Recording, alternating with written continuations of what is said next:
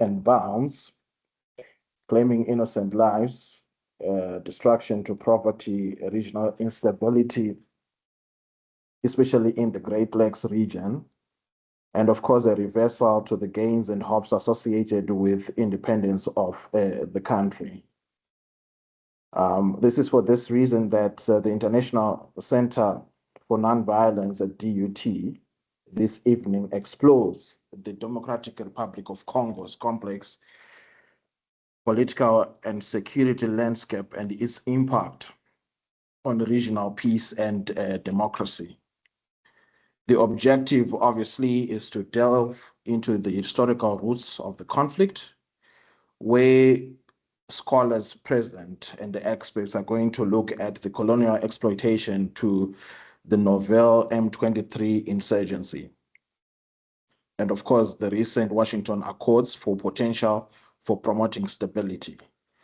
So this event unites scholars, practitioners, and policymakers to discuss challenges and opportunities in fostering democracy, economic collaboration, especially in the mineral-rich eastern parts of the country. Without wasting much time, may I cordially introduce our panelists. Today, we have Mr. Frederick Tutu Kama, who is the Africa Regional Director for World Organization of the Scout Movement. He leads strategy and capacity building across 42 member National Scouts organizations and 6 potential members. He has also served as a consultant with 20+ organizations, including the African Union, the United Nations Development Programme, UNESCO PA Oxfam, and Interpeace. He has 25 years of steering peace initiatives in refugee programs, youth development, educational partnerships, and organizational management across Africa. He is also passionate about leveraging human connection to spark positive change and is currently pursuing a PhD in transformative studies. He blends research with on-ground practice to build resilient communities. We also are fortunate to be graced by Dr. Diazenza, who holds a degree of a PhD in management sciences, specializing in public administration, peace building at the Durban University of Technology that he attained in 2016. He voluntarily trained communities after his master's in conflict resolution and peace studies at the University of KwaZulu-Natal in 2007. He has also trained more than 200 members of civil society within the period of 2008 to 2012 in Lubumbashi, in Kinshasa, in the Democratic Republic of Congo. He has also initiated with his friends a project for the Ministry of Peace in the DRC, which was proposed as a commission for peace building in 2009. His PhD was focused on training 35 young South Africans in peace building, the capacity for young South African men in responsible, loving, and nonviolent fathering, ending with the parenting program. He works as a freelancer private tutor, helping tertiary students in academic work. We also have Dr. Chris Kiala, who is a senior lecturer at the International Center for Nonviolence in the Faculty of Management Sciences at Durban University of Technology. He holds a Master's of Philosophy in Religion, Education, and Pastoral Theology from St. Augustine College of South Africa, and a Doctor of Philosophy in Management Sciences, specializing in public administration, peace building program from DUT. Dr. Kiala has also received noteworthy and acknowledged scholarships that include the South African National Research Foundation, a postdoctoral research fellow scholarship. He has also published on various issues, some including on child soldiers, peace building, nonviolence, civil society, post-conflict nation reconstruction, transitional justice, public administration, peace ecology, indigenous restorative justice processes. He has published extensively on child soldiers, civil society, peace, ecology. Now, we are going to give this opportunity to Dr. Dianzenza to give us his initial thoughts. Over to you, Doc.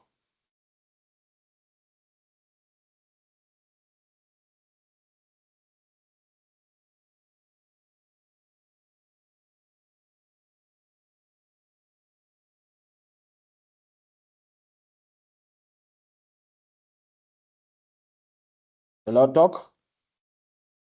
Yes, thank you very much for giving me the floor.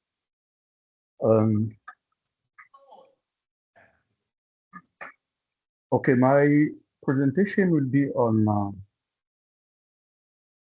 the role of the civil society and citizen movement in building regional peace and security, the case of the DR Congo and Uganda. Beforehand, I would like to read a word by Gandhi saying, many people, especially ignorant people, want to punish. Can you hear me clearly? Yes, Doc. Okay. Many people, especially ignorant people, want to punish you for speaking the truth, for being correct, for being you. Never apologize for being correct or for being years ahead of your time. If you're right and you know it, speak your mind. Even if you are a minority of one, the truth is still the truth. That is by Gandhi. My presentation on the role of the civil society begins by the meaning and the role. So what do we understand by civil society? Basically is a concept used in global development, but also frequently used in academic and social discourse. Civil society entails organized societal activities that fell outside the purview of active politics regarded as belonging to the civil society. That means it is different from the political society, which is the realm of political parties and government institutions. While citizen movements, however, first emerged in the African continent following the Arab Spring in nations such as Senegal, Burkina Faso, and the Democratic Republic of the Congo, that saw the emergence of the citizen movement like La Lucha, known as Lutte pour le Changement, Lutte pour le Changement, okay, fight for the change in English. The civil society organizations have been labeled as playing a new key kind of diplomacy that has emerged, in which governments, international organizations, the Red Cross, and non-government organizations collaborate to achieve a common goal. That is a quote by the previous UN Secretary Kofi Annan. The contribution of the civil society and civil and citizen organization in the Great Lakes region of Africa is building regional peace and security in the DR Congo and Rwanda. The Eastern DRC has been notably devastated by the aftermath of the 1994 Rwandan genocide against the Rwandan population, which led to the First Congo War, 1996 to 1997, and the Second Congo War from 1998 to 2003. And 2003 were common names for both conflicts. Several African countries and armed organizations fought on Congolese territory in what is sometimes referred to as Africa's World War.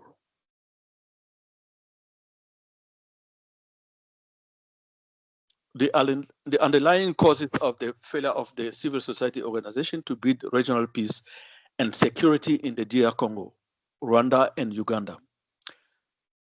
There is a myriad of claims suggesting that for conflict to be resolved, civil society organizations need to conduct an analysis, make suggestions, create policy alternatives, and participate in policy discussions. Bans unfortunately highlight that it is very difficult to impose peace on those who are steadfast in their commitment to utilize violence to achieve their goals, even when employing military intervention and power politics. The use of force alone will not bring about a lasting peace. And Galtang demarks positive peace to negative peace when he says positive peace is the absence of structural violence, whereas negative peace is thought to be the absence of war and human violence.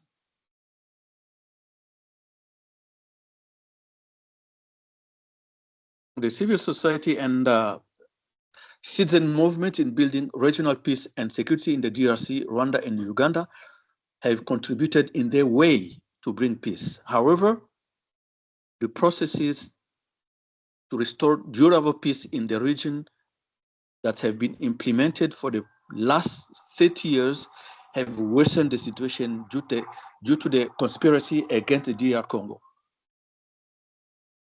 And this is justified by the fact that while many people have been dying and there are reports that have been done, but nothing has changed. And the civil society would not resolve these problems. So what are the key factors behind the destabilization of the DR Congo by regional countries in complicity with Western nations from 1996 to December 2024? The well-planned Rwandan genocide masqueraded into a Tutsi genocide in April 1994 that killed 800 Rwandan inhabitants. It is a theoretical and ashamed lie because Hutu and Twa died as well in the war, culminating in the planned invasion of the DR Congo that has been turned into a looting spree of the DR Congo minerals for the last 30 years, but justified as invading the DR Congo to protect Rwandan origin population. Among the US leadership involved in the conspiracy to destabilize the DR Congo through puppet nations like Rwanda and Uganda at the regime of 1993 of the US, 1992 to 2001, the regime of 2009 to 2017, and that of the 2021 to 2024. I'm talking about the US regimes.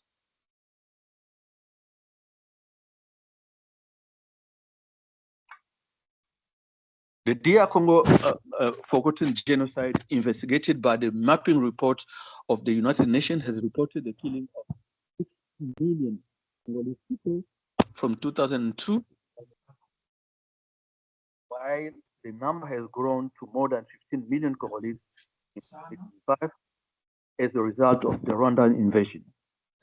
More than 55 dialogues, peace accords, negotiations, etc., to end the DR Congo violence by Rwanda and Uganda have brought no peace for the last 30 years. On 24th of February 2000, with the resolution 1291, the United Nations Security Council authorized the deployment of a maximum of 5,537 military personnel in the DRC, including 500 military observers.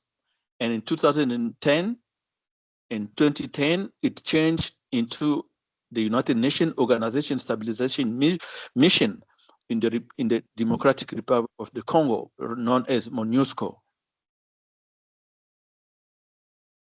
A total of 24,983 people were employed in the mission, including 641 international UN volunteers, 2,783 Congolese civilian employees, and 20,000 20,586.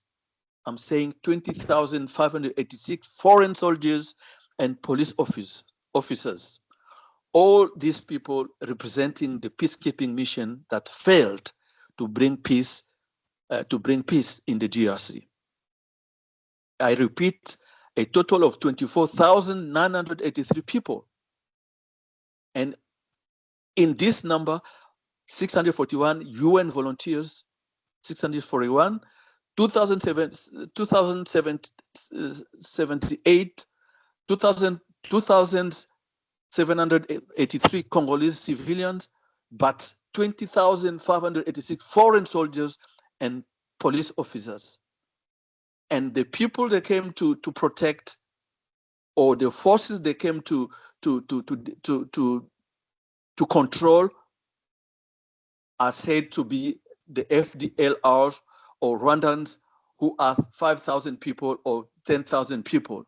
But we have a presence of 20,586 foreign soldiers and police officers, to whom they give a mission not to fight, but to see people being killed. I don't know how that can be justified. All activities related to peace building that prevent from the conflict from reoccurring, peacemaking that puts an end to hostilities and negotiate the terms of a peace agreement, and peacekeeping that facilitate the transition from a state of conflict to a state of peace, that is, move from war to peace, have not brought peace. Instead, these employees of this mission came with a mocking public statement in the DR Congo, claiming that there will be no job without war. What a shame.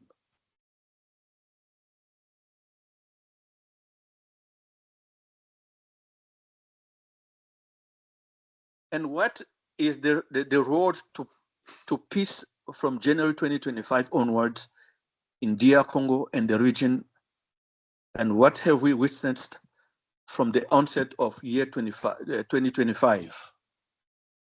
The main causes of the recurrent violence targeted against the DR Congo derive from the hypocritical demeanor of the political society, the realm of political parties, the government institutions, while the civil society watches and gets involved later. These four involved networks are at the core of recycling the strategic slaughtering of the innocent citizen in the DR Congo for shared benefits of the business of war. While policies developed by the political society and its counterparts to involve on-ground activities known as civil societies, the latter have no power and means to bring about lasting peace in the conflict areas where they have been sent to work.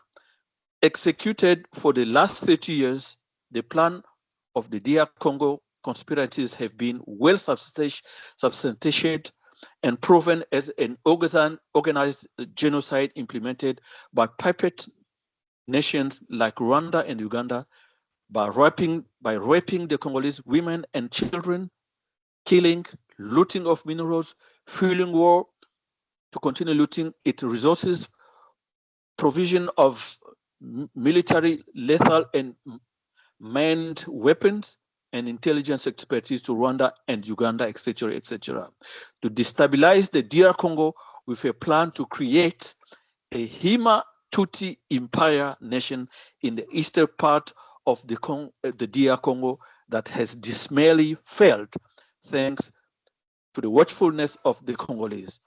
So briefly in this section, I want you to say that the plan of the countries involved to create a Hima-Tutsi empire nation in the eastern part of the Congo has failed, because we have the Congolese people, we have the Congolese army, we have the Congolese citizen called the Wazalendo, and so on, who stood up and said, we cannot leave our land for people to come and take and create another nation. And that is the truth of the conflict, and that is what is happening, and that is the war is continuing to take place. And what what seems to be the diplomatic resolution to restore peace in the DR Congo. And here I'm doing a political decision that is succeeding where all parties involved voluntarily refuse to solve the crisis. In fact, for the last 30 years, countries involved, international institutions or regional institutions or national institutions that were involved in the DR Congo refused to solve the problem. But since January 2025, the DR Congo efforts of the last 6 years of multiple trips of the DR Congo head of state have contributed to the important diplomatic development to bring about peace in the region. The success of entering the inner circle of the diplomatic powers of the United Nations of the DR Congo with an overwhelming vote of 183 out of 187 on June 2025 marks the breakup of 35 years of the DR Congo absence in the United Nations Security Council. The call for the implementation of the United Resolution 2773 in the DR Congo on 5th of March 2025 for the withdrawal of M23 and Rwandan troops from the DR Congo territory are among the solutions.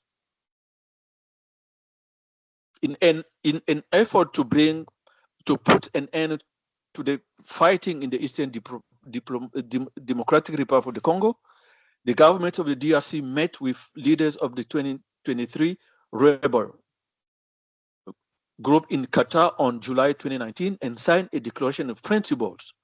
According to the proclamation, talks must begin in August at the latest 2025, and the final agreements must be reached by August 18. This is an important move for the peace in the region. Kinshasa has now consented to officially negotiate with these groups as it previously designed as a terrorist organization.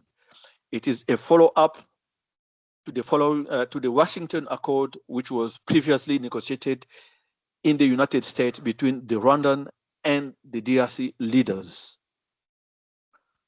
To conclude with, let me say that the implication for regional peace and security in the DR Congo crisis is simply political, and it is only possible to be resolved by a political power. While the civil society and citizen movement help in many ways to build regional peace in the region, they are unable to broker a final deal in the political war business. With the new US political leadership, whose peace is a key agenda, we are finally moving into an end to the planned and financed killing of the DR Congo citizens for economic and unjustified motivations. I think this is what I have to say for my presentation, and I believe I have covered what I had to cover. Thank you very much. Thank you so much, Doc, for your insightful presentation that we've been able to capture some of the most pressing issues surrounding the conflict in the DRC, such as how the eastern part of the country has been a byproduct of a spillover conflict that has its origin in the Rwandan genocide of 1994. And I think it was very also important for you to spell out how the role of civil society is very pertinent to conflict because of its proximity to grassroots. There's always a tendency in managing conflict to assume a top-to-bottom approach that is very elitist. You also mentioned that the key factors behind the destabilization of the country between 1996 and 2024 include conspiracies to destabilize the country by neighboring states, gaps in peace initiatives to date, the limitations of peacekeeping missions such as MONUSCO, and of course, the lack of political goodwill from the country's political market, which is also recycling the conflict.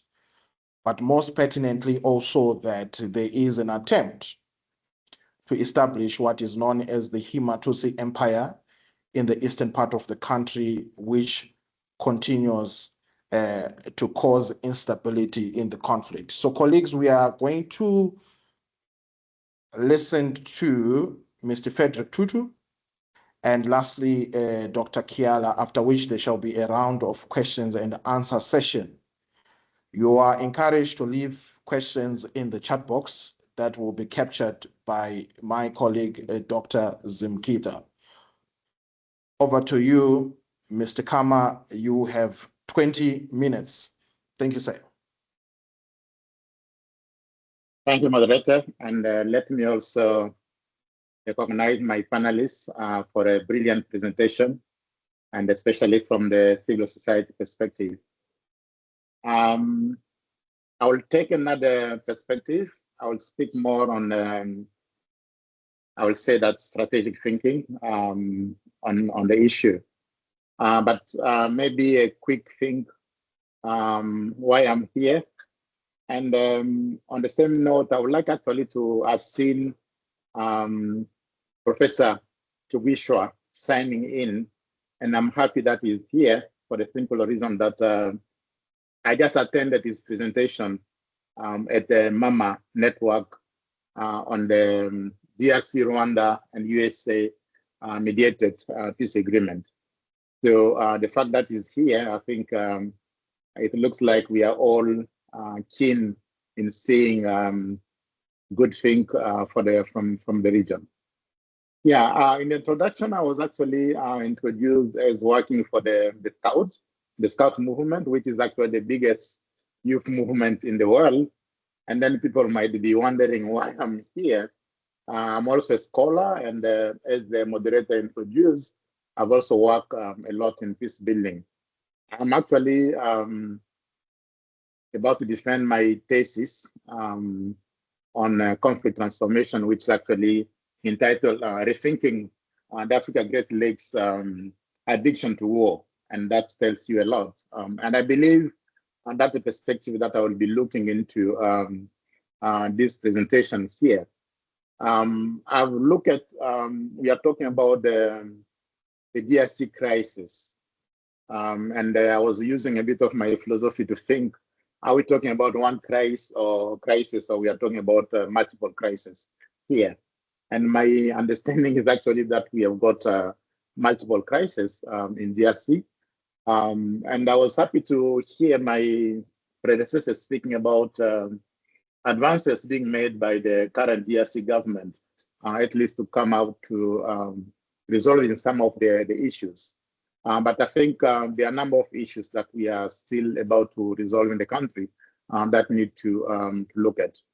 And the issue is that when people talked about the DRC crisis today, many people only think about the current war in the East, especially the M23. But even speaking about that, today just 3 days, and last Sunday, we had an attack on the church, people praying, over 40 people are killed. And I'm told that this is being claimed by the ISILs through the FDF, that's the Alliance Democratic Forces, which is paying a license to the IDF. So this is kind of trying to tell us a number of things that that is going on. And I think the DRC crisis is a big part of the crisis that we are seeing today also in the world. But having said that, I would like to focus much on the topic, the crisis and the implication for the region. So let me also do part of the reading of the note I have prepared. Currently, as we speak about DRC, I think it's going to be a disservice to ourselves to look at the crisis as only starting in the 90s. And again, I was actually thinking when my predecessor was presenting, isn't it the DRC history repeating itself?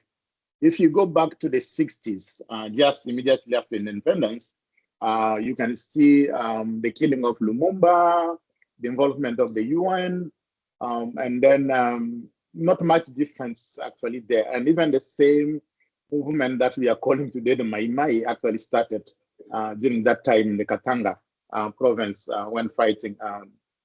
And the involvement of the UN. Today we talked about the UN as the biggest force, peace-building, keeping force in the world, in the DRC, though peace is still elusive.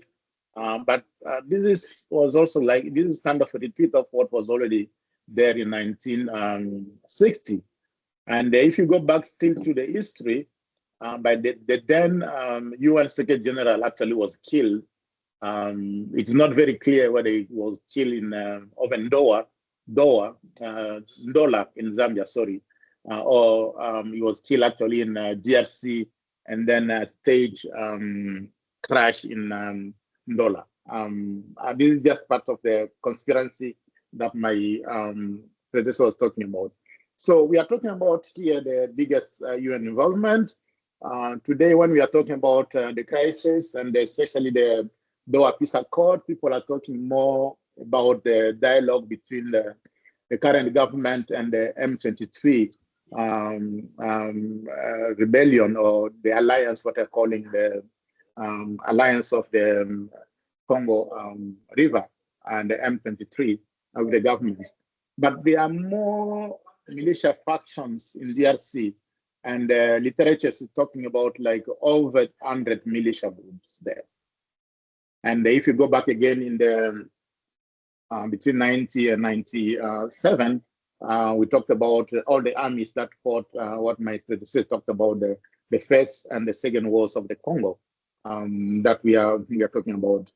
So also looking into number of things which actually lead to the current crisis, what I'm calling like the drivers and dynamics of conflict. Here we are talking about political fragmentation. And this political fragmentation is muchly led by the elites, not only in Kinshasa, but also in the provinces.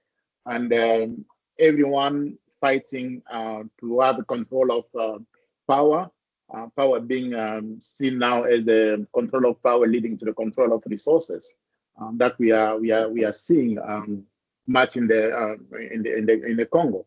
And if you can see, and again, I'm talking not only about the Congo, but you look at also the region around, maybe apart from Congo and Tanzania, many of our leaders are actually coming through rebellions to power. And this is not only for Congo. We're also talking about the competition for resources. And the resources here, we are not talking about only, we are talking about land, of course, and we're also talking about the mines. I was just scanning some of the media from Congo, and again, today with the media, everyone has become an expert. Everyone can post anything. But a serious look at the media kind of will tell you the current crisis in Congo. And if you can depict only two people, let's say now the current leader of the alliance of the Congo River and the M23, or the spokesperson, if you can be correct on that, Nanga. Nanga was actually the electoral commissioner, the chief electoral commissioner of the DRC. And he's the one who actually declared by that time, everyone, even the church and even the observers said that the current president didn't win the election. But the thing is now they are talking about the deals. And I think this is where actually leading deals. And even now we are talking about the Rwanda, DRC, and the M23 US facilitated dialogue or peace agreement. We are talking about deals. And the question that sometimes people will be wondering, and my predecessor also raised a very good important question: how much blood would you like to be seen in Congo for us to make deals? Are we making deals over the head of the people? Are we making deals just on the resources? And how are we considering the people from the DRC? Are they considered now as part of the deal, or are they outside the deal? And I think this is an important question that we also need to look at. And my on the reflection on this one, saying that much of the agreement that we have, if you go like even the international conference on the Great Lakes, look at the peace accord for Burundi, all this Arusha peace accord, and the Lusaka peace accord for DRC, And again, all this, what we are talking about, internal dialogue, much of the thing, is it only for the elite or also for the people? And I'm looking at the people, like when we are talking about here, now the people from the church, which were done on Sunday. How much say do they have in the peace deal which are being struck today? And I think this is much of the competition over resources overlook actually the people on the ground. And this is an element that we really need to look and reflect about that. My last point here on the drivers I'm talking about, there are many, and I think I pick only 3 that I wanted to look at. We are talking about the external interference. And then external interference here, I was looking into like the previous group that I was, and Professor Kibusha, that's why I mentioned him in the beginning, was talking about the role of Rwanda and the Uganda. I think we need to be also very bold and critical enough to broaden that that understanding. And I was happy that he also mentioned in his presentation, like the role, like why Qatar is so much interested in the deal in DRC, and why is the US so much interested in the deal in the US. But going even further, you will see like in the middle of the crisis, and even if this crisis that we're talking about here, the European Union signed an agreement with Rwanda for the exploitation of the minerals that Rwanda doesn't have. So you can see how much influence people have. And again, this is reminds me of what Frantz Fanon said about DRC. The one who controls DRC is the one who controls actually not only Africa, is the one who controls the world. And today, DRC presents the advantage, but also the challenge of all the minerals, especially with the transition now to electric cars, and that people are looking into. And access to DRC will actually provide that element that we are looking into as part of the thing. So if I can summarize, here we are talking about number of things. We are talking about land, and the land, my predecessor talked about identity. We have also the issue of identity. We're also talking about the culture, which is now becoming the easy killing. And the easy killing now is kind of taking lead from what we experienced, the genocide in Rwanda, but also people know, reading the history, that we can also talk about the genocide in the Burundi, and obviously the genocide in DRC. But there's also what we are now calling the militaristic culture, which has now developed in the region. We talked about over 100 militia groups, but it looks like everything needs to be resolved by the recourse to armed forces, armed rebellion.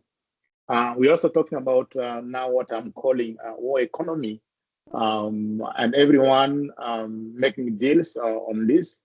The Professor Kabusha talked about how we got and I think also my predecessor, how we got like people coming from as far as Romania coming to fight in the Congo, but will leave as soon as possible that their life becomes in danger. But these people, even the armies that we talked about, over 11 other army fighting in Congo, they are not coming for the sake of the Congolese people. They're coming to try to extract the resources. There's a saying in the literature, but also in the social media, that the deals are also being made on the concession on the mining. And this is said for both the East Africa intervention forces, standby forces that came to Congo, the SADC forces, and everyone. And it looks like everyone is there with the big gun, but peace is still very elusive into that. But one issue that people also talk less and less now is the issue of refugees. And I think if you look at what is happening now, like even just for the fall of both Goma and Bukavu, the 2 biggest cities in the Eastern Congo, from January to today, we are talking about almost 2 million internally displaced people. And we are not talking about people who have crossed over other countries, like neighboring countries. And again, this is from what we are talking about, the implication for the region. That's the spillover of that. And finally, I did talk about the geopolitical interests that people are having into that. The question that remains and that we are looking into, what are the efforts and how best we can resolve the issues. And I think literature also recognize number of issues that have been there. And I think one of them is the AU, which has been working with the East Africa and the SADC, but also the Economic Community of Central Africa State, by trying to harmonize all the peace initiative that's being done there. And the challenge we are having here, there are so many initiatives that we don't know which one is which. We talked about the Nairobi process. We talked about the Luanda process. Now we are talking about Doha and the Washington processes. And why can't we have one sustainable peace process that can really bring peace to Congo and to the region? We talked about the UN and I think and the Western involvement, and I think here with MONUSCO that we know, and I think we also need to be very grateful. And I believe that the Congo will not be the Congo today if we didn't have MONUSCO. MONUSCO, of course, or MONUC, they have their own downfall or failures. But I think for the longer part, and they really play a good role in the stabilization of the Congo. The question that we are looking into here is where has MONUC or MONUSCO gone wrong, and how best can we have this to help the people bring peace in Congo? But my further question here is that for how long are we going to be having MONUC there? And is peace in the Congo or peace in the region only a militaristic peace? Or how can we have what we can call a civilian peace in the Congo? So what is needed to transition from this militaristic peace to what can be called now, let's say, a civilian peace? And I think my predecessor talked about the involvement of civil society. And I believe this is whereby we need to be really looking into the role that civil society can play in the governance of the country. There are quite a number of literature coming up, even more recently. I see like Dr. John Mwangi talking about, reflecting about the intervention in the security sector, and they're also talking about how we can really leverage the Rwanda and the Nairobi peace process. Of course, now people can talk about the Doha and also Washington process. The biggest question that we really need to look for myself, and as I said, that my thesis is on rethinking the war addictions in the Great Lakes. I've been actually looking into two concepts which I think are very important in the rethinking. The Ubuntu concept, especially basing on the I am because we are, but also the whole idea that the concept that I've been looking into the UNESCO, what they call the World Heritage concept. How can we consider, for instance, all the resources of not only of Congo as part of the value for humanity? And I was looking into the process that UNESCO does with the management of this site, which have been declared as UNESCO site, and the management that involve the participation of the local communities, but that the proceeds actually share and which is actually made available for all the people involved. One thinking that I've been looking into here, and I was looking into what Professor Kabusha presented. He was talking about Nyerere, talking about the peace in Congo, but also Bagaza talking about the need for space. There's this thinking of saying like Congo being a vast country with which is endowed with so many resources, and yet neighboring countries, and when we are talking about neighboring countries, especially Rwanda and Burundi, are suffering for lack of land, but also for lack of resources. How can we make and benefit that dynamic looking into this? But I'm not talking about only Rwanda Burundi or Uganda. We know like Zimbabwe is involved in Congo, Zambia is involved in Congo, Angola is involved in Congo, even Congo Brazzaville is involved in Congo. So how do we make this a resource for humanity and added value that can be coming from us? I will stop there for part of my reflections. And again, I would not like to put too much of my materials for the research here because I need first to publish and also defend my thesis. I will stop there and ready for any questions if comes. Thank you. Thank you so much for the presentation. Colleagues, before we close this session, may we kindly turn on our cameras so that we can have a group photo. I will remind us shortly before we close. Thank you so much, Mr. Tutu, for your presentation. I think it was very, very important to have your insights, especially on acknowledging that there is no serious study that we can have on the DRC that without taking into account historical incidences such as the 1960 periods, the killing of Patrice Lumumba, the Cold War itself, and of course, Katangi's politics.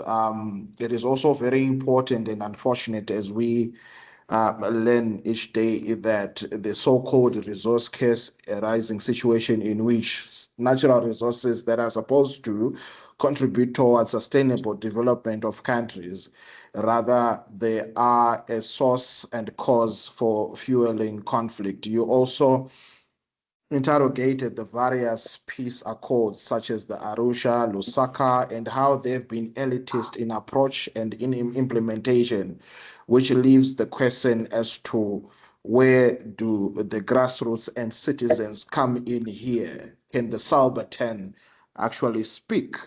And can these elites that we give our sovereignty to and power, can they be able to actually narrate the experiences of civilians and innocent people that are on the ground? And also you made mention about the Fanonian perspective in the management of the crisis in the DRC, as Fanon said, that he who controls the DRC has leverage on the geopolitics of the Great Lakes region and the world at large. Without wasting much of our time, we are going to invite Dr. Kiala to give us his thoughts and closing remarks, and then we'll have a question and answer session.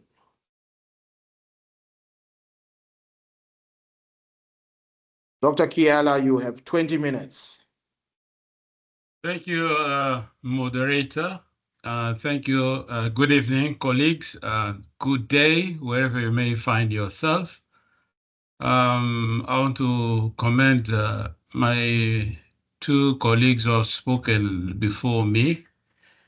We have a saying in my culture that goes like this: when the elders have spoken, the young ones should not speak again, because they won't have any wisdom that will be greater than that of the seniors. Fortunately, we are in a different situation here. We all are age mates. We were all, the three of us, born in the same year, but in different months and different days, different hours. So I can still speak after them. So my presentation is going to focus on the implications of the DRC multifaceted crisis for regional peace and security. Let me start with some thoughts from John Mearsheimer, who is one of the greatest scholars in political sciences and international relations. John says that our world is an anarchical system where there is no night watchman who stands to see who's vulnerable when he's that country going to be attacked, and who's going to respond, take charge to rebuke the attackers and bring peace. That is absolutely true, as we have seen that weak states are vulnerable to attacks of their neighbors for various reasons, as we have seen in Ukraine, and we have seen in Gaza, in Palestine, and as we have experienced that in Congo. Let me try to start with also contrasting wealth and poverty of the DRC. So the DRC ranks among the world's first producers of critical and strategic minerals. It is the world's largest tantalum producer. In total, it put out 980 metric tons of the metal in 2023, a metal contained in coltan, the three T's, tin, tantalum, and tungsten, and cobalt, which is essential in electric vehicles and aeronautic industries. The Democratic Republic of Congo produced 170,000 metric tons of cobalt in 2023. It is the largest single world producer of this metal, 70% of the world production. It is used to manufacture gas turbine engines and aircraft engines. Cobalt will play a significant role in the low carbon transition, as it is an important ingredient for lithium ion batteries, which are critical to decarbonize both the power and transport sectors. The country is looking for investors to tap in its $23 trillion of unexploited minerals reserves. Unfortunately, this high demands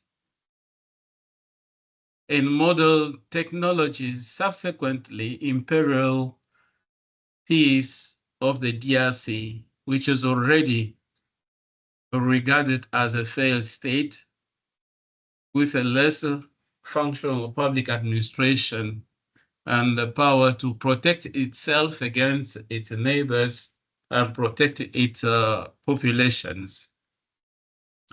I'll deal mostly with three drivers of the DRC crisis and its implications for peace and security in the Great Lakes region and beyond.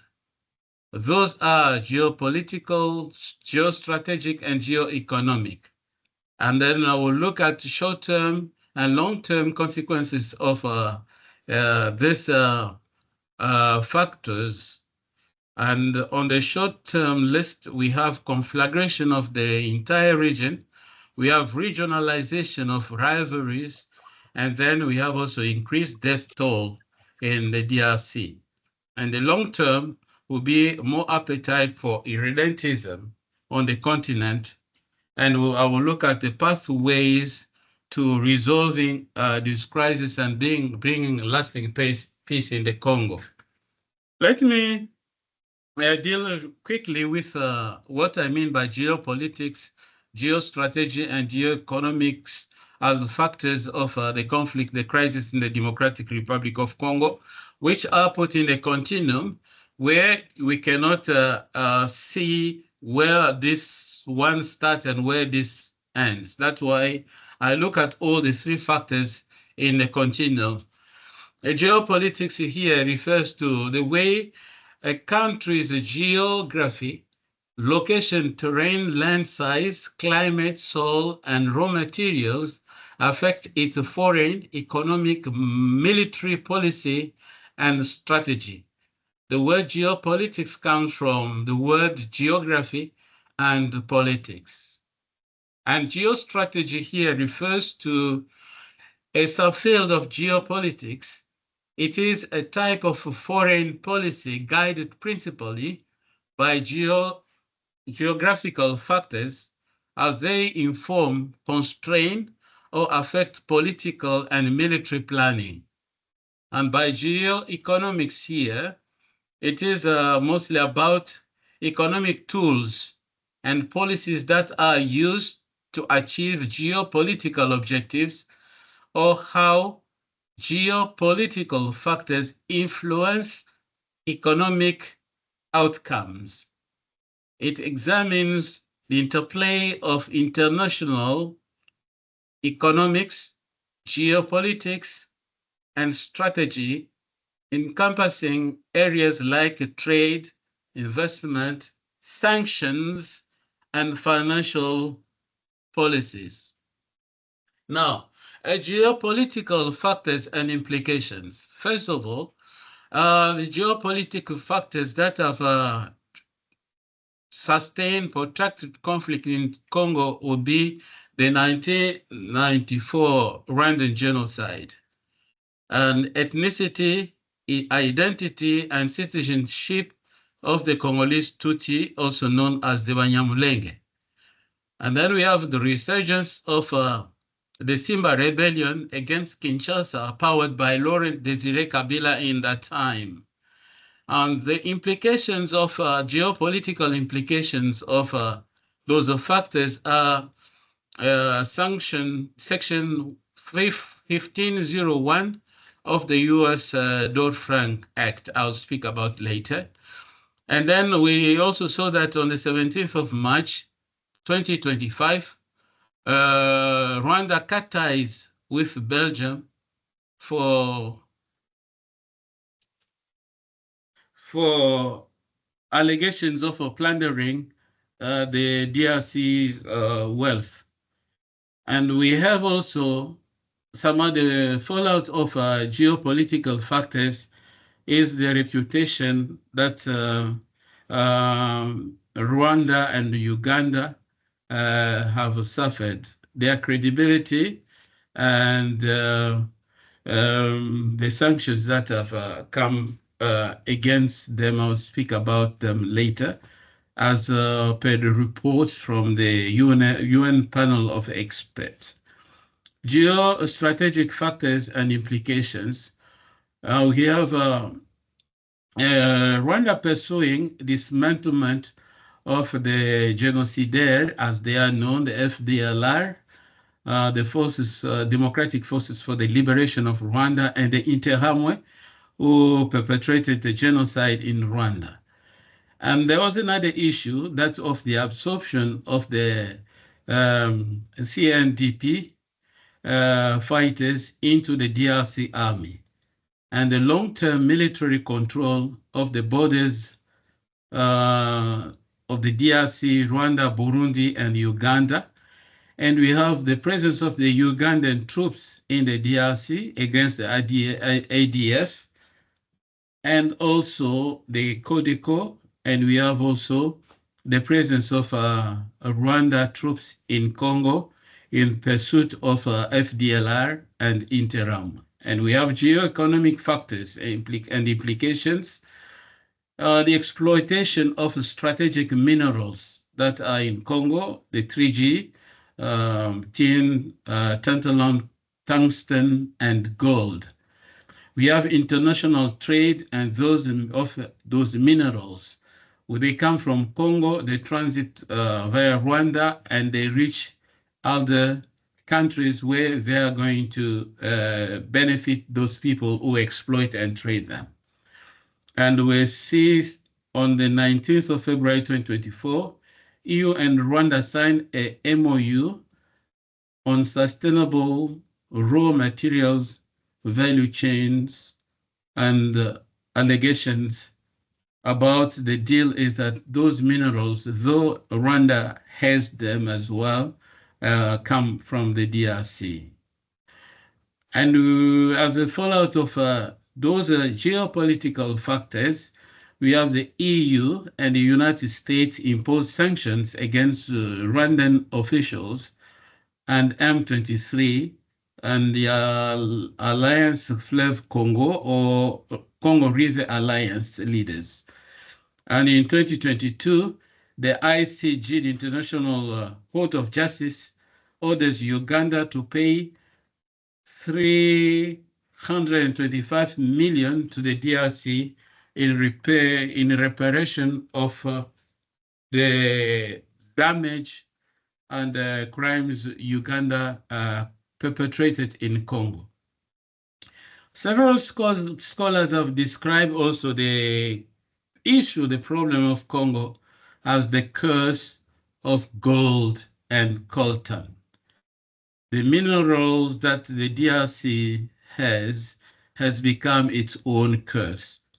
In 2022, the ICG ordered Uganda to pay the amount I mentioned, and the breakdown of that 325 million US dollar were 225 million for loss of life and other damage to persons that included rape, conscription of child soldiers, and displacement of up to 500,000 people.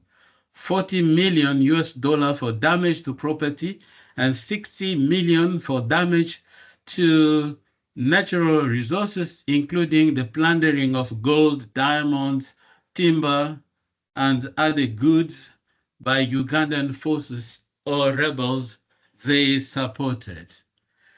And the other implication for peace and security in the region is the conflagration of the entire Great Lakes region. We have a proof about that. Our past experience shows that during the First Congolese War, which is also known as the First First African World War, there were involvement of several countries fighting inside the Democratic Republic of Congo. We have the FDL along with Rwanda and Uganda and Burundi. We fighting, and the dissidents and the proxies also fighting in Congo. And we have also countries like Angola that join the fight. And in the Second Congo War, that started on August 4th, 2008, after the failure of the Operation Kitona, which was launched by Rwanda and Uganda by sending their forces to attack the military base in the Eastern Democratic Republic of Congo. They flew to Congo by hijacking civilian airliners in an attempt to overthrow the government of Kinshasa. So those are what we will see like the immediate consequences, implications of the crisis in Congo. That will be the conflagration of the entire region. And secondly, there was also the partitioning of the country between the DRC government and rebel forces during the Second Congo War. And at Sun City, global and inclusive peace talks that started on 19 April 2002, there was an agreement that brought into place a government of 1+4, one president plus 4 vice presidents, and the peace agreement helped the DRC move towards a transition that had culminated in general democratic elections. And during that time and the time that followed, there were peacekeeping missions in Congo. When we speak about peace, we had the mission of the United Nations in the Democratic of Congo.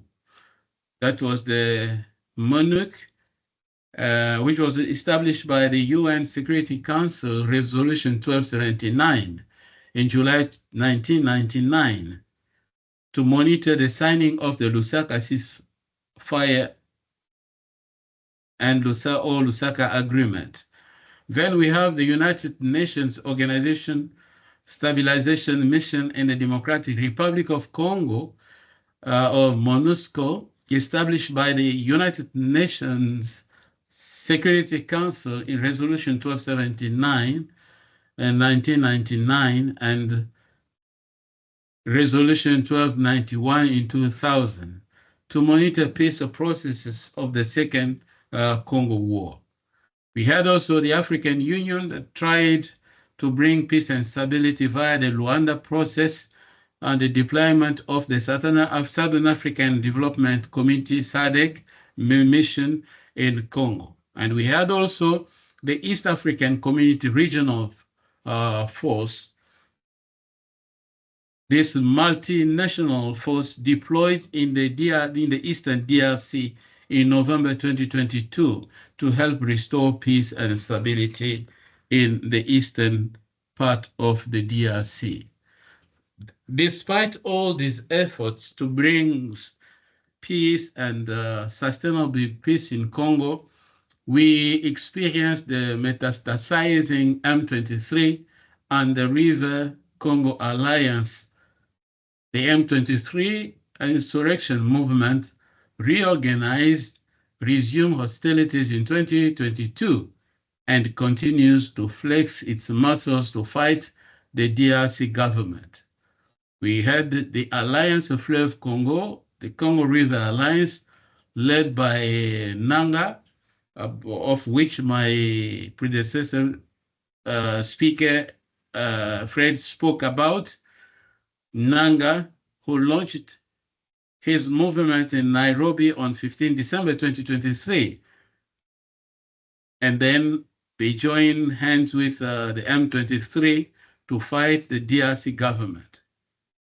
The official launch statement of the Alliance Fleuve Congo, or the Congo River Alliance, read at the Serena Hotel in Nairobi, was entitled Call for National Unity for the Stability of the Democratic Republic of Congo, which was left to be seen. Nanga was the president of the Electoral Commission, National Electoral Commission in Congo. He fraudulently I'll say allegedly, let the president, the actual president, accede to power via a deal. And today he has emerged as the leader of the movement, and he intended to topple the regime in Kinshasa. So another issue that we have heard most of the time in our political discourse in Congo is that of irredentism. Irredentism is a concept that explains how some countries claim parts of pieces of their land inside another country, and they will try to fight to get those pieces of land. So what we see in Congo, is it mineral-driven conflict, or is it irredentism, or is it identity crisis involving the citizenship of the Congolese, or Zaire Tutsi, also known as the Banyamulenge? I remember. You have 2 minutes. You have 2 minutes to round up. Okay, I remember President President Nyerere said that all those borders, we inherited them from the colonizers, so they should remain unchanged so that we can keep unity of Africa. The consequences of Zambia trying to claim part of its land in Congo and other countries trying to do the same will break the entire continent, as we have a lot of irredentist tendencies all over the continent. So that will be very serious for the continent. And what are the solutions to this problem? We have diplomatic solution. So that will be the process of Nairobi, which was started, but which was unfinished, should have been allowed to continue. And the second one, we have the Luanda peace efforts, which started, but the M23 withdrew from the talks after they came under attack by the European Union, who imposed sanctions on its leaders. And then we have the Doha Agreement, which was recently signed on 20th July, an agreement that would allow the M23 and the government to proceed to effect peace and sustainable, durable peace in Congo. And we have also Africa's minerals that are being bartered for security. According to our colleagues from Henry Monster, a Tracy Linfield from the University of, from Wits University, they said that is not a very good idea, that peace should be brought to Africa by trading justice and other elements that would stop violence, accountability, because of minerals that some countries would like to have, like the United States, and that will also be trading justice and accountability. And then we have also geostrategic response, that will be the Dodd-Frank and conflict minerals, section 1502 of the United States, that requires a publicly traded publicly traded companies to disclose the use of conflict minerals, namely tin, tantalum, tungsten, and gold, or the 3G, from the Democratic Republic of Congo. And adjudicative measures to end impunity in Congo will be prosecuting individual and countries that have been involved in the crimes that have been perpetrated in Congo. Administratively, the DRC should rise from being a weak and failed state to become an enduring state. Because the world is an anarchical system, the DRC must become resilient and able to defend itself against its aggressors. In conclusion, to redress the DRC endemic crisis, public administration in Congo should primarily redress the country's thorny issues that apparently sustain insecurity, impunity, and instability. These are namely immediate ceasefire and dialogue, follow the dialogue and peace processes that have been initiated by Luanda, Doha, and the United States. Irreversible implementation of the Doha and Washington diplomatic tracts, impose the Dodd-Frank Act section 1502 as a de facto embargo on minerals from the Democratic Republic of Congo. And there should be a parliamentarian act, a legislative action that will address the legitimate issue of citizenship and identity of the Banyamulenge, also known the Tutsi communities of Congo or the Congolese Tutsi. Lastly, putting in place a regional and international coalition to deal with the remnants of the FDLR and the Teamwe. The ADF are the forces perceived as threats to peace and security of Rwanda and Uganda. They should be neutralized. There should be efforts to deal with the complexified issue of absorbing those combatants or fighters who are in the M23 and the other armed groups by screening, vetting, and identifying who they really are before they are absorbed in the Democratic Republic of Congo forces.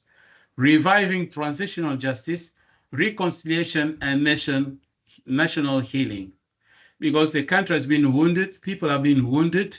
We cannot proceed without transitional justice, without reconciliation, without healing. Because the neighboring countries in the Great Lakes region are brothers and sisters. And then that is very important, that there should be reconciliation, inter-nation reconciliation, and intra-nation reconciliation, so that we can have a lasting peace. There will be no lasting peace without the reconciliation and without healing of those nations involved in the conflict. Finally, restoring the state's authority and redress of this obstacle to peace and development would require good governments to move from the DRC's actual states to one of an enduring and resilient state. All effort to pursue and attain durable peace without adequate strategies and political will to resolve those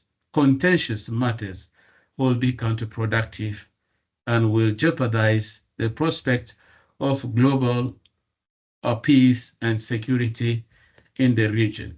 Thank you so much. I end there. Thank you so much, Doc, for your presentation. It's very important and interesting that you situated theoretical lenses of realism in trying to explain the conflict in the Congo and how, unfortunately, the international system structure is anarchy, the absence of world government, and how states have to rely on themselves for protection and also for development. You also mentioned the key three drivers to the crisis that are geopolitical, geostrategic, and geoeconomic, and also the regionalization of rivalries, more appetite to irredentism, and the conflagration of the Great Lakes region, where you gave us a synopsis of the crisis, tracing it back to the First and Second Congolese War that had a lot of regional states such as Zimbabwe, Namibia, Angola, Uganda, and Rwanda being involved. With that said, we're going to open the floor to questions. And colleagues, you are free to raise your questions, and then we'll allow the panelists to respond. We have Dr. Kibiswa. The floor is yours, Doc. Doc, you can unmute yourself, please. Thank you. Sorry, Doc, before you ask, can you please state your name and your institution, and of course, the panelists you would wish to respond to your question. Thank you. Thank you very much, brothers and sisters who are there. And I'm happy to meet with you for the first time. I hope you are hearing me.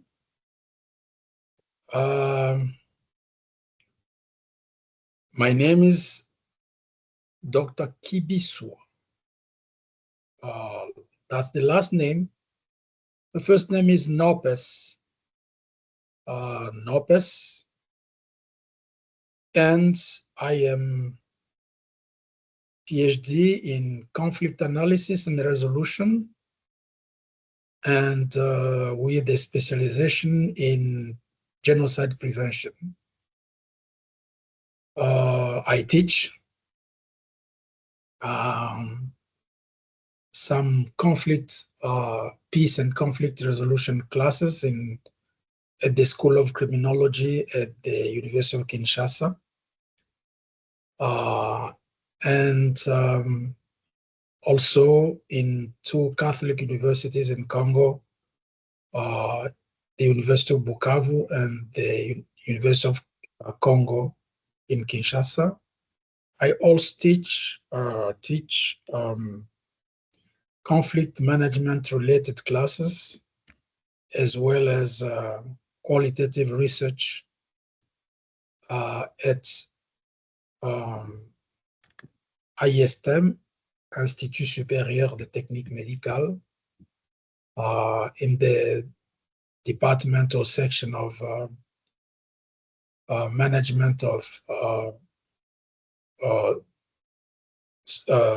health services.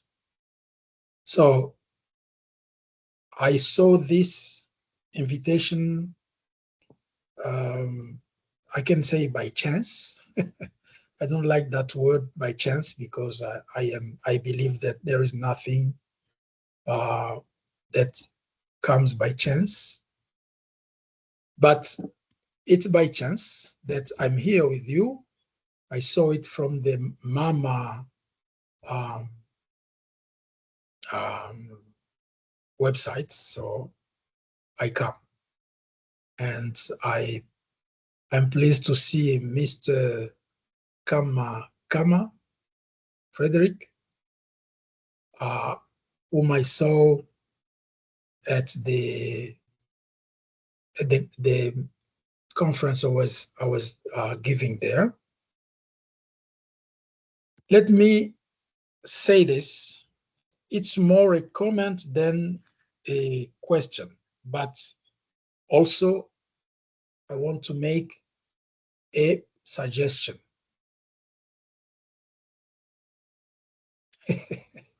Jean Chrysostom, what do you want me to say again? Yeah, Prof, you can comment as you said.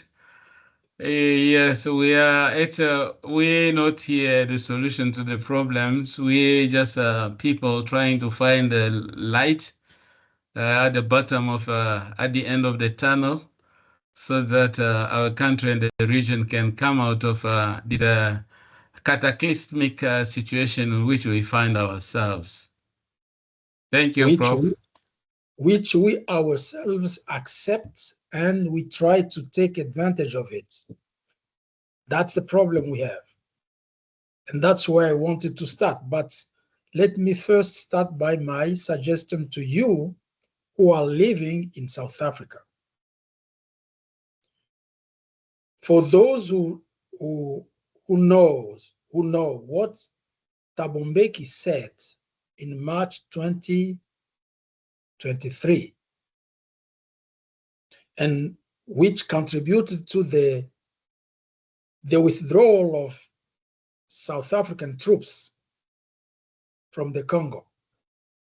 And before that, troops that came to fight against M23 were discouraged to fight because of people like Thabo Mbeki.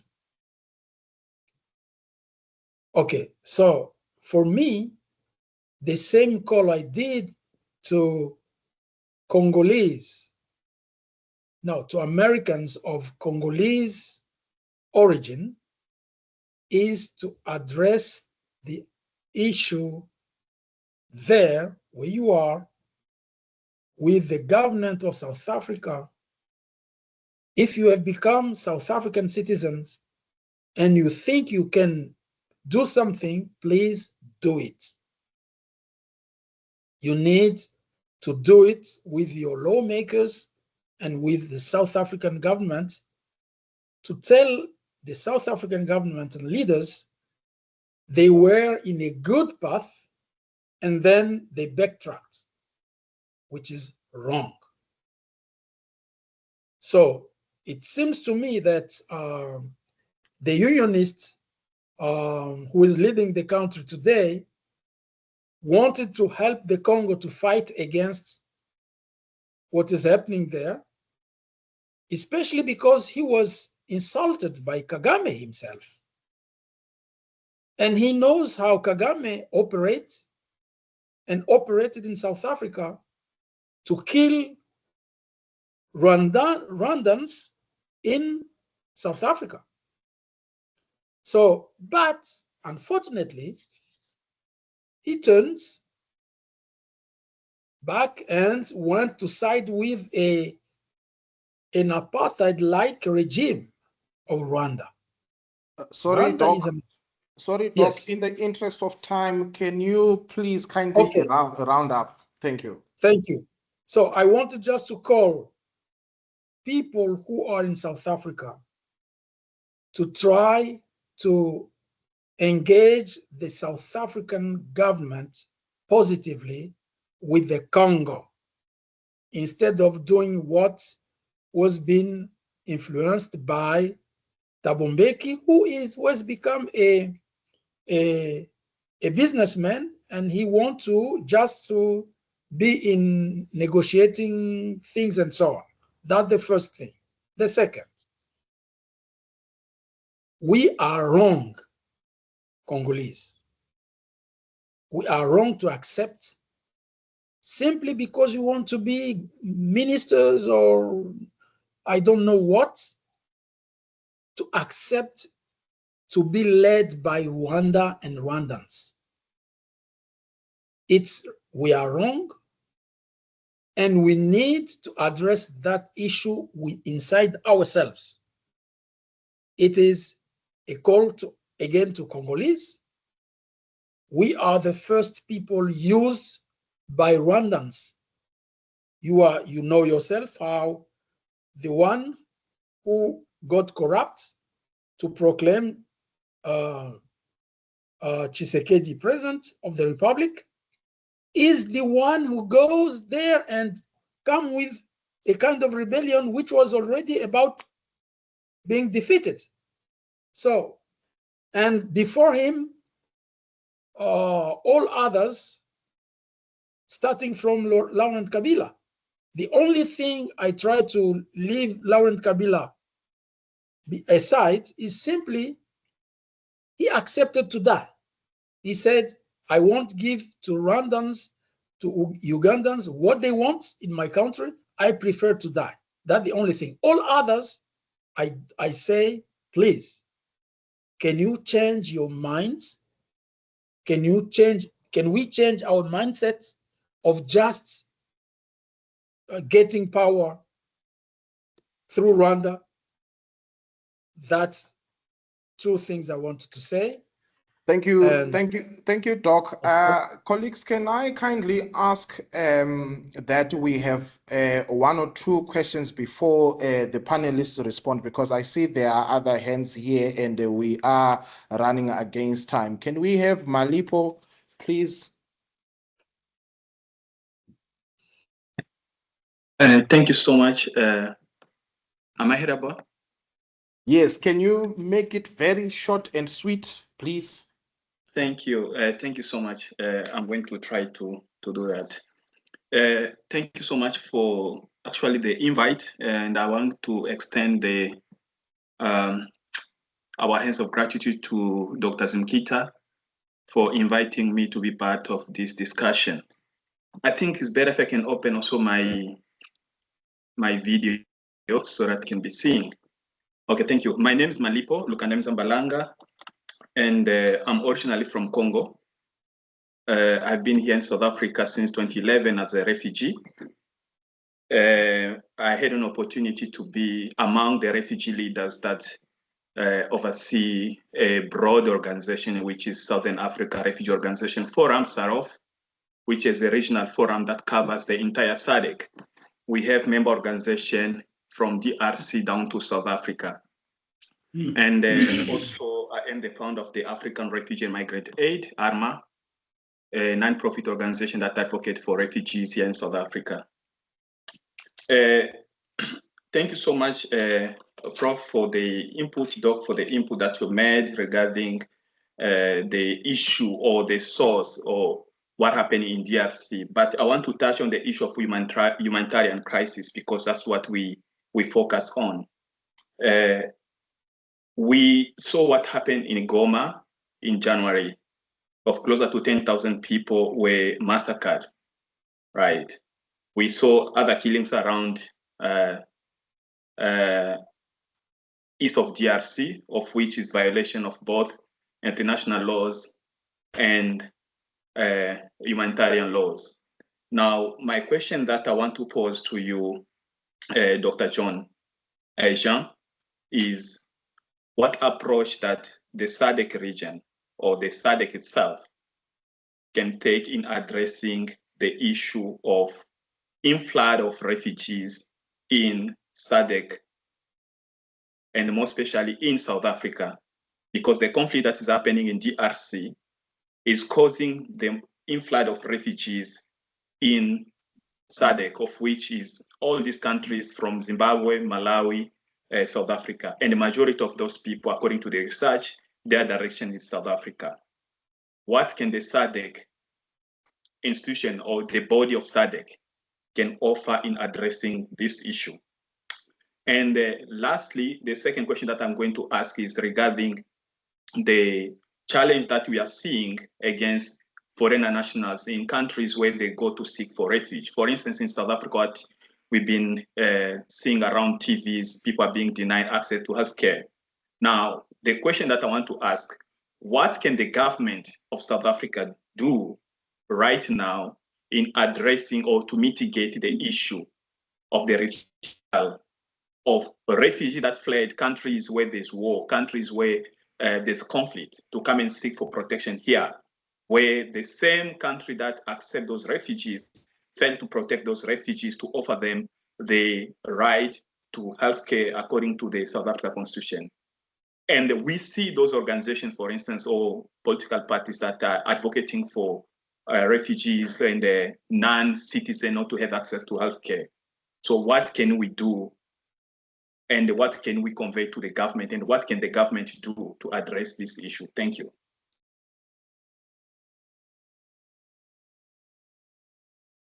Thank you so much. Colleagues, can we have one more question, please?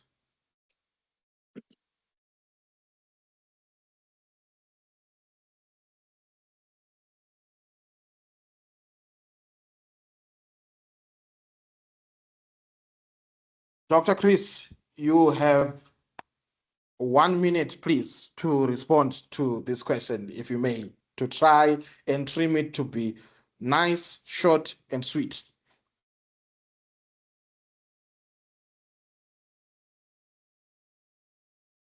Can you unmute yourself? Oh, okay, thank you so much, Malipo. That's a very, very important question you have asked.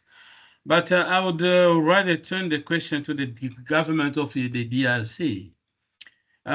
First of all, I want to come back to what Prof. John Mearsheimer said, that we are in anarchical system. So there is no watchman, night watchman who oversees the peace and security of each country. So each country should develop its own mechanisms for its own self-defense and develop an economy that addresses the livelihoods of its people. Congo is not poor. Congo is extremely rich. But the problem is the problem of administration. The administrations over the last few years, my upcoming book is titled Public Administration, Democracy and Peace Building in the Democratic Republic of Congo. It will be online next week from EOSIS scholarly books here in South Africa. I address those issues. The problem is not what SADC should do for Congo, what Congo should do for itself. We have to be self-reliant in this world, because if we expect other countries to do what we can do, the principle of subsidiarity even falls away. Each country must stand for itself, for its people. We have all the resources that we need to develop Congo, to provide jobs and livelihoods to the people. And we have the means to build a strong military in the region, so that we don't fall prey to our neighbors who look stronger than us. I think the problem is our own problem. It is not the problem of SADC. So that will be my answer to your question. We should not rely on other countries. We have been in war. People have been dying in Congo. There is no country that has come to our rescue. And why should we continue to wait for them? It is a responsibility of the government of Congo, good governance, move from the status of a failed state to an enduring state that protects its borders, that assures the livelihoods of its people. That is my short answer. You have my email. We can engage longer if you contact me. I'll drop my email down there. Thank you. Thank you so much, colleagues. Unfortunately, we have run again out of time. Can we kindly open our cameras so that we can have a group photo, please?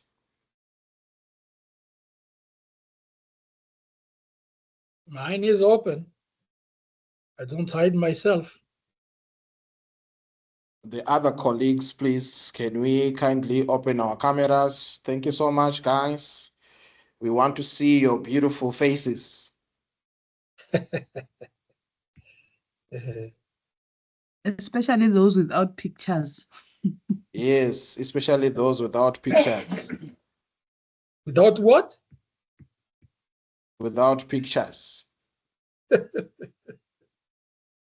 Okay. Is that fine, Doc? Yeah, but there are still others who are not open, but it's okay. I'll just take the ones that are, maybe they're not comfortable. Thank you. But you are taking others, you are putting yourself on, Dr. Zimkita. Ah, we don't see her. Where is she? You can see me, H. I've got an issue here of network. Oh. And also I have a picture. Is that fine, Doc? Yes, Picture's that's not okay. true. Thank you Okay. so much. Colleagues, thank you so much for participating in this webinar. We really appreciate your time that you have taken to share these thoughts with us. The crisis in the DRC is very dear to us because of its spillover over effects in regional countries, causing instability and insecurity. With that said, we hope to invite you to our next webinar, and thank you so much, and have a good night and good morning or afternoon wherever you may be. Thank you so much. Thank you. Thank you so Thank much, you, colleagues Glenn. and friends. Thank you, We look everybody. forward to seeing you Bye. again. Malipo, get in touch with me. Just go online, you'll find my contacts. Just write Jean Chrysostome Kiala Kimbuku on Google. You'll find me and all my contacts. Prof. Kibiswa, it was wonderful meeting you here. Fred, my twin brother, thank you. And Dr. Jaco, I don't know whether you are still there. Now AI is cheating us, so we don't know whether you are there or not. Thank you. Okay. So if I look for Jean Chrysostome Kiala Kima Kimbuku. Jean Chrysostome Kiala Kimbuku. Si tu vas sur Google Scholar, tu vas nous voir là avec Fred, toutes nos adresses, même les résidences. Oh, Si ça tu c'est veux dangereux. if Ça you c'est want to dangereux. come, if you want to come and convert us, we are here. We wait for you. C'est dangereux, Kagame va venir vous tuer. Okay, thank you. Thank you so much. You're welcome. We get in touch again. Bye-bye, Fred. Professeur Chrysostome, bonjour. Bonjour. Je m'appelle Célestin Toukala. Je suis de l'université